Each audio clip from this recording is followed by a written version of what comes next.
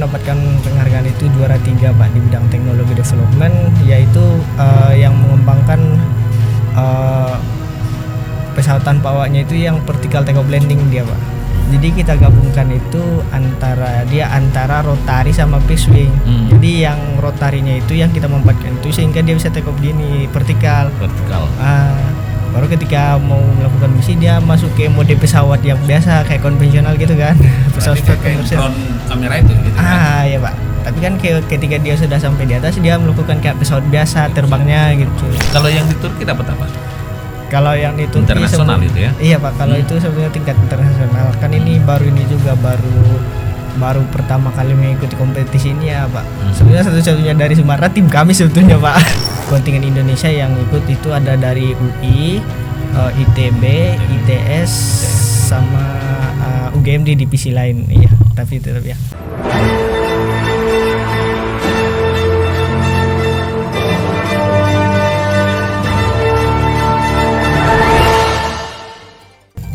Saturasi suara satu lalu pasti selalu di hati. Di program Ruang Ampaslah Cerdas dan Inspiratif ini kita akan mengungkap cerita di balik berita perjalanan narasumber kita.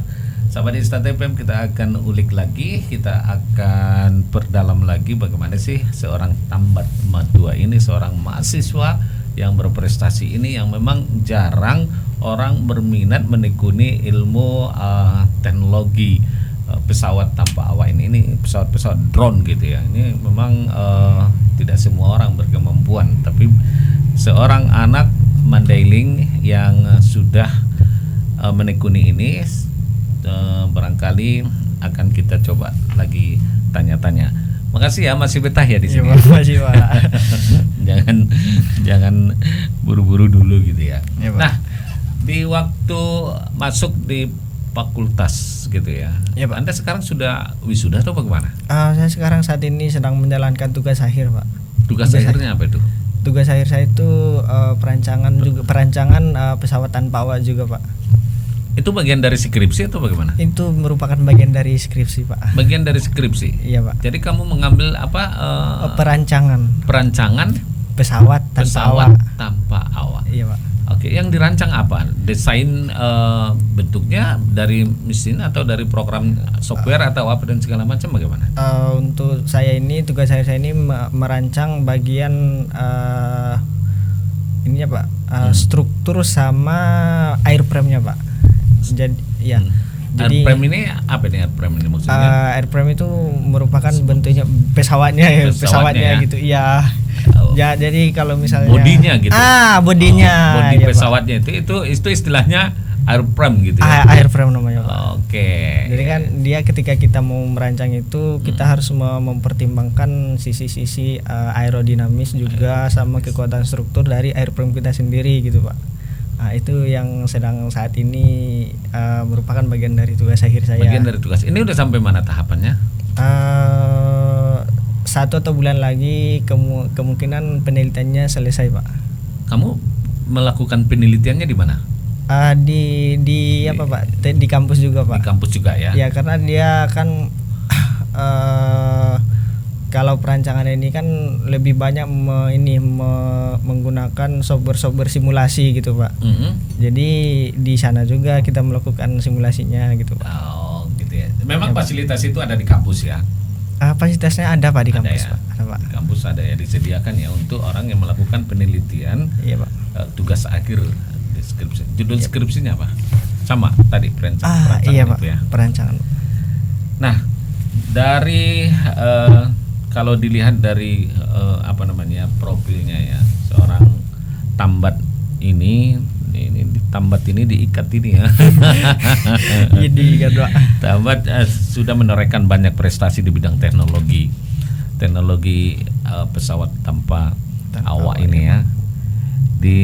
Kamu pernah menjadi kapten ya. Iya Pak. Seorang kapten yaitu yang tim apa namanya, tim Serendit ya. Iya, yang nasional atau yang nasional di Aero 2022 ini ya. Yang 2022 SEUAV tim Pak ya. SEUAV ini apa ini SEUAV? Itu nama tim kami yang mengikuti kompetisi yang di Turki, Pak. Yang di Turki. Iya, Karena ini kalau misalnya SAU UAV ini apa artinya nih? Itu sebetulnya singkatan dari Serindit Aero, UAV, ya tim Serindit Aero, UAV Team gitu, Pak. UAV Team. Serindit apa artinya? Serindit itu merupakan ini, Pak, nama burung khas dari Riau gitu. Kenapa nggak burung silopak? Sebetulnya karena kita membawa ini, Pak, membawa ciri khas daerah tempat kita gitu. Memang Serindit ini tinggi ya, bukan? Jangkauan terbangnya gitu. Burungnya ini populer di ini, Pak, populer di Riau, Pak. Dia sebagai burung hias juga kalau nggak salah dia, Pak. Nah, kemudian yang tingkat nasionalnya di Pustek Banglong di Pusat Teknologi Penerbangan di 8 itu apa? Rumpin itu ya, Rumpin. Dulu itu tahun 2020 ya sebagai anggota tim teknologi deployment Serinditnya gitu, bukan?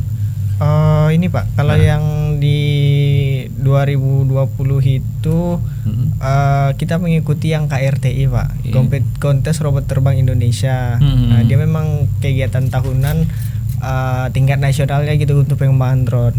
Sedangkan yang di Pusdekbang itu merupakan tempat saya melakukan kerja praktek, Pak. Kerja praktek di situ ya? Iya, kerja praktek di sana dulu, Pak. Nah, yang di Bogor yang untuk mengikuti apa itu, apa prestasi yang sudah dapat sebagai apa? Yang nasional ya, Pak? Yang nasional. Yang nasional kami pernah juara 4 dan mendapatkan penghargaan sebagai best strategi di divisi racing plane juga, Pak. Itu sekitar tahun 2019 atau 2020 kalau nggak salah. Kemudian tahun sebelumnya kami mendapatkan kategori sebagai best spirit team di KRTI juga. Kemudian yang terakhir itulah yang 2021 ya. Kami mendapatkan penghargaan itu juara 3, Pak, di bidang teknologi development, yaitu yang mengembangkan pesawat tanpa awaknya itu yang vertical take off landing dia, Pak. Menggunakan vertical take off landing. Vertikalnya gimana? Maksudnya gini dia, Pak. Naik gini, ke atas ya. Take off-nya gini. Ya. Baru digini terus. Biasanya kalau take off pesawat biasa gitu ya. Iya, biasanya kalau yang itu yang pesawat jenis kami itu kan pesawatnya tipe fixed-wing ya. Kalau fixed-wing itu dia harus take off sama landing itu kayak pesawat kita biasa, pesawat konvensional. Jadi kita gabungkan itu antara rotari sama fixed-wing. Jadi yang rotarinya itu yang kita manfaatkan itu sehingga dia bisa take off gini vertikal. Baru ketika mau melakukan misi dia masuk ke mode pesawat yang biasa kayak konvensional gitu kan. Pesawat komersial. Drone kamera itu gitu ya. Ya, Pak. Tapi kan ketika dia sudah sampai di atas dia melakukan kayak pesawat biasa terbangnya gitu. Ya. Dan bodinya juga bodi pesawat. Bodinya model bodi pesawat, Pak. Bodi pesawat ya. Iya, Pak. Oke.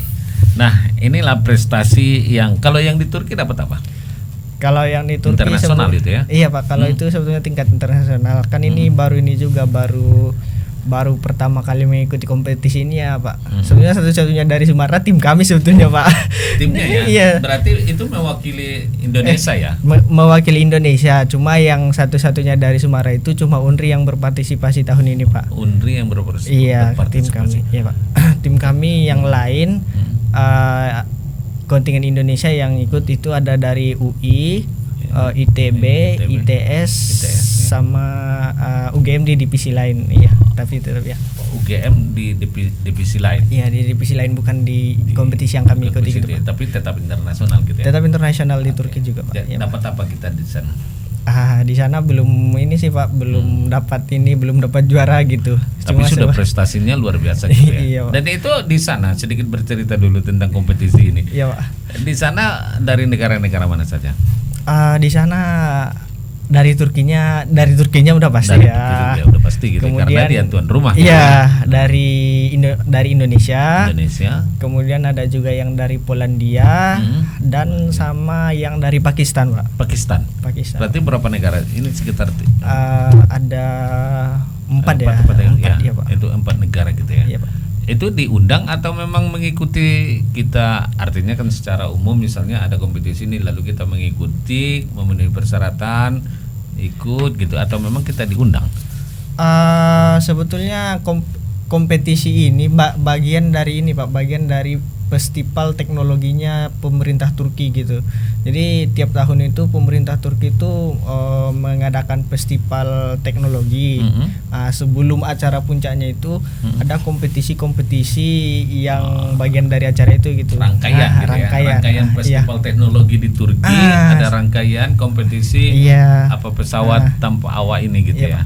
Jadi kalau untuk keikutsertanya sendiri sebetulnya itu bahasanya siapa yang mau join gitu. Cuma kan untuk bisa join ke sana itu kita sendiri harus ini dulu punya basic, punya apa segala macam gitu. Dan kampus waktu itu belum memberikan kesempatan sebelum kami berhasil mendapatkan juara di tingkat nasionalnya gitu. Nah, ini kan yang dikompetisikan itu apa di sana? Pesawat tanpa awaknya apa sebenarnya yang dinilai? Apa indikatornya untuk menang begitu kira-kira? Itu misalnya apa? Kalau di sana misinya kan ada dua nih Pak. Ada dua misi. Itu ada awalnya misi gitu ya. Jadi dari situ penilaiannya. Iya Pak. Dia bisa nggak menyelesaikan misi gitu ya? Itu sebetulnya puncaknya. Cuma kan sebelumnya ini di bulan Januari tahun 2002 itu kan seleksi tahap awalnya ya. Seleksi tahap awal itu untuk ke Turkinya gitu. Iya Pak. Jadi udah mulai ada seleksinya. Ada Pak. Seleksinya dulu di mana? Seleksinya itu merupakan ini Pak, online. Jadi kita upload proposal kita deskripsikan bagaimana pesawat yang kita rancang, bagaimana sistemnya dan segala macamnya. Kemudian apabila proposalnya itu tembus, baru kita membuat video. Membuat isinya itu bagaimana kita membuat pesawatnya, bagaimana pengujiannya, bagaimana hasilnya gitu. Nah, video ini nanti kita kirim ke panitia, kemudian dinilai oleh panitia. Jika dinyatakan lolos maka memenuhi syarat akan dapat undangan ke Turkinya gitu. Nah, jadi itu memenuhi syarat tentunya karena sudah lewat peristiwanya. Perasaan kamu gimana ketika menerima undangan itu? Sebetulnya waktu menerima undangannya biasa aja sih sebetulnya Pak perasaan. Iya Pak. Tidak ada rasa surprise gitu kan? Enggak juga Pak, karena memang targetnya waktu itu ini mau sampai di mana sih sebetulnya pengetahuan saya gitu dibandingkan orang ini gitu kalau secara ini gitu. Artinya itu merupakan evaluasi untuk diri kita gitu Pak ya. Oke, gitu ya. Apa maknanya ke situ ya? Iya Pak. Untuk mengukur sejauh mana sejauh melihat. Iya Pak. Ada rasa misalnya kan ada begitu dapat undangan kita merasa gembira sekaligus bingung gitu kan. Bingung dananya dari mana begitu kan. Nah, ketika mengikuti kompetisi itu kan tentu butuh biaya. Itu disediakan panitia atau bagaimana? Kalau untuk keberangkatannya ini kami difasilitasi oleh UNRI sebagian Pak. Sebagian dari UNRI. Sebagian besar dari UNRI. Kemudian sisanya kami mencari sponsorship ke beberapa perusahaan gitu. Di mana perusahaannya? Di mana saja? Di Riau sama di sini kami coba masukin Pak. Di PT SMGP kami masukin dan dibantu sama PT SMGP Pak. PT SMGP membantu. Iya membantu Pak. Karena putra daerah juga kan. Putra daerah yang ini ya. Putra daerah yang beroperasional perusahaan itu di situ. Iya ya? Pak. Lumayan ya. Lumayan Pak. Dari PT SMGP. Rahasia ya berapa jumlahnya. Iya. Oke, itu dari pemerintah waktu itu ada. Pemerintah daerah katakanlah begitu. Kalau pemerintah daerah tidak ada sih Pak, cuma kan kayaknya itu. Apa tidak disampaikan sama pemerintah daerah gitu bahwa Anda adalah putra daerah meskipun itu utusan dari Riau katakanlah utusan dari karena memang kampusnya di sana gitu. Iya Pak. Tapi kan putra daerah yang mengikuti sebuah kompetisi tingkat internasional gitu. Anda tidak melaporkan itu pada pemerintah daerah? Sebelumnya sebetulnya untuk di Riau sendiri sebetulnya kami sudah mencoba ini ya Pak, mencoba komunikasi gitu. Cuma belum rezeki kayaknya waktu itu di Riaunya. Kemudian kalau yang di kita sendiri juga pas mau keberangkatan waktu itu sempat dikomunikasikan, cuma belum ada waktu jumpa sama Bapak sama Ibu Bupati gitu di sini. Sama Pak Bupati sama Ibu Wakil Bupati, iya Pak. Tidak sempat jumpa. Tidak sempat jumpa karena waktu itu posisinya kami sudah di Jakarta dan mau berangkat langsung ke Turki, jadi nggak mungkin lagi untuk waktu jumpa gitu Pak. Setelah kembali nggak jumpa ya? Setelah kembali belum berjumpa Belum Pak. berjumpa. Belum, Ada Pak. keinginan untuk jumpa sama Pak Bupati sama Ibu Wakil? Kalau ada kesempatan pengen juga sebetulnya Pak gitu ya, untuk menceritakan bahwa iya Pak. seperti inilah apanya gitu ya. Iya Pak. Oke. Nah, setelah dari Turki, setelah mengikuti kompetisi itu, apa yang dalam pikiran Anda mengambil hikmah atau apa dalam sebuah kompetisi itu? Dari hasil dari kompetisi itu kan sebetulnya kita bisa ini ya Pak, bisa mengukur diri seberapa ini sih kita udah di mana sih kemampuannya gitu. Yeah. Jadi ini mau dijadiin bahan evaluasi karena kan saya rencana mau ngambil S2 gitu Pak. Master gitu. Master teknik mesin gitu. Teknik mesin juga. Iya, teknik mesin S2-nya gitu. Jadi, tapi bukan S2 yang lebih spesifik terkait dengan teknologi ini. Dia nanti akan menjadi lebih spesifik lagi Pak di sana. Kalau udah S2 gitu ya. Iya Pak. Tapi tetap rumputnya iya, teknik mesin gitu ya. Teknik mesin Pak. Oke. Jadi kan dari kompetisi itu banyak hal gitu yang kalau misalnya kemampuannya harusnya standarnya 10 dan kita masih di 7 kan ada 3 gap lagi yang harus kita kejar gitu. Nah, ini yang sekarang mau dikejar gitu Pak, untuk kesana gitu. Oke, ini prestasi yang paling berkesan dan membuat Anda merasa bangga meraihnya apa? Kalau sebetulnya bagi saya sendiri Pak, belum ada sebetulnya kebanggaan di situ. Belum ada kebanggaan. Ya, karena memang tujuan akhir saya mau buat pesawat gitu. Artinya keinginan terbesar saya itu ke depan itu adalah mampu membuat pesawat gitu. Pesawat apa? Komersil?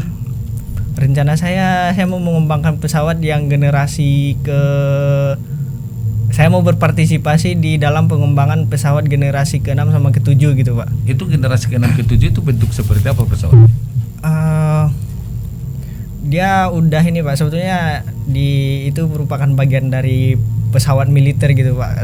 Saat ini kan yang paling tinggi itu adalah generasi kelima gitu. Generasi kelima ya. Itu seperti apa? Contohnya itu F-35 Pak.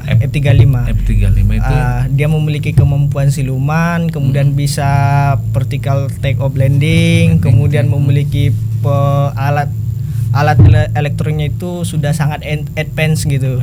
Iya Pak. Jadi saya punya cita-cita mau mengembangkan yang ke-6 atau ke-7 suatu saat nanti. Itu. Jadi gambarannya kalau generasi ke-7-nya seperti yang apa kelebihannya, kecanggihan teknologi apanya gitu. Kalau sekarang saya sebetulnya berdasarkan informasi dari YouTube ya. Di sana saya tengok bahwa saat ini yang ke-6 ini sedang mengejar yang di bidang dia mau meningkatkan kecepatannya menjadi hypersonic. Kemudian elektroniknya juga makin advance gitu. Dan sebagainya. Kan dari ini kalau dari segi ketika kita mau membuat pesawat yang hypersonic. Jadi dia ada masalah salah satu yang paling urgen itu masalah strukturnya. Sanggup nggak gitu struktur pesawat itu menahan beban ketika pesawatnya mencapai kecepatan supersonik, hypersonic gitu. Nah, itu merupakan salah satu tantangannya gitu Pak. Berarti ini kecenderungannya kamu bercita-cita untuk menciptakan atau mendesain pesawat tempur ya? Militer? Iya Pak, militer. Cuma kan dia nanti bisa dikembangkannya di tanpa awak juga. Jadi tanpa pilot juga pesawatnya ya Pak. Tapi memang kayak militer nanti Pak. Militer ya? Iya Pak. Artinya penggunaannya terhadap militer ini butuh kali nih bangsa ini terhadap Anda gitu ya. Kalau Anda bercita-cita seperti itu gitu kan. Karena memang kalau teknologi itu saat ini yang seperti gambaran dan cita-cita yang Anda sampaikan itu. Iya Pak. Yang generasi keberapa tadi? Ke-6. Saat ini generasi kelima. Saat ini generasi kelima. Itu sumber itu orang-orang yang menciptakan atau yang merancang seperti itu orang-orang mana? Masih di luar negeri atau di Indonesia ada? Saat ini masih di luar negeri Pak. Soalnya teknologi ini teknologinya ini masuk teknologi kategori rahasia. Artinya ini merupakan kepentingan nasional gitu, ada di situ gitu. Jadi kepentingan teknologi negara. Ya. Jadi kalau di kita nih di industri penerbangan kita ada nggak seperti itu? Saat ini menurut Anda? Kayaknya saat ini Indonesia belum ini sebab kalau untuk generasi kelima gitu. Generasi kelima belum ya. Iya, Jadi di Indonesia apa industri penerbangan kita? Kalau pesawat tempur sudah bisa kita atau hanya sebatas pesawat komersial? Kita kayaknya kalau untuk produksi pesawat kita ya ada yang PT ini ya, PT CN itu D ya, PT D yang CN235 ya. Itu dia memang peruntukannya untuk komersial dan juga untuk militer ada juga yang ini ya Pak. Oke, saya kembali flashback sebentar dulu ya. Bagaimana sih tahapan yang dilalui oleh tim sehingga menjadi salah satu finalis yang berangkat ke Turki? Bagaimana tim Anda? Timnya orang mana aja? Siapa kawannya gitu kan? Timnya saya Pak. Kamu sebagai apa? Saya sebagai kaptennya Pak. Kapten ya? Iya. Kapten itu yang mengendalikan ya? Bukan. Dia yang ini Pak, yang bertanggung jawab terhadap timnya ini ketika mengikuti kompetisinya gitu. Tapi kalau saya untuk basicnya kan saya ground control station ya. Jadi saya yang mengawasi performa pesawat itu ketika terbang gitu. Untuk tahapan awalnya dia kan seleksinya dimulai sejak Januari ya untuk upload proposal. Kemudian pengumumannya itu di bulan April. Bulan April.